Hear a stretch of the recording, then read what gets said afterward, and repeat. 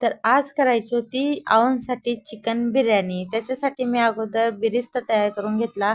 वैशूंनी कोथिंबीर, चिकन वगैरे आणून दिलेलं होतं. तर चिकन धुवून ठेवलेलं होतं. त्याला एका बाउलमध्ये काढलं.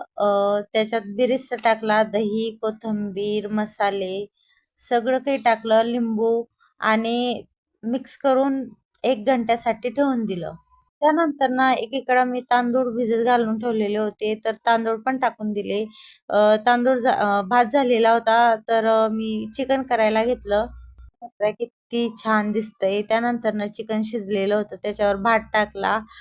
लेव्हल लावून घेतली, 2 लेव्हल करून घेतल्या. आणि मग आहोंना सरप्राईज द्यायचं होतं, तर आहोंनी बघितलं. त्यांना माहितीच नव्हतं, तर त्यांनी बघितलं तर ते आश्चर्यचकित झाले, की हे काय मला सरप्राईजच भेटलं. वैशूंना पण आवडलेली होती बिर्याणी आणि आहोंना पण. आमच्या सासूबाई चिकन नाही खाता, तर त्यांच्यासाठी मी भुर्जी केलेली होती आणि 2 मस्त मस्त मऊ चपात्या. यांचं इकडे भांडण चालू होतं.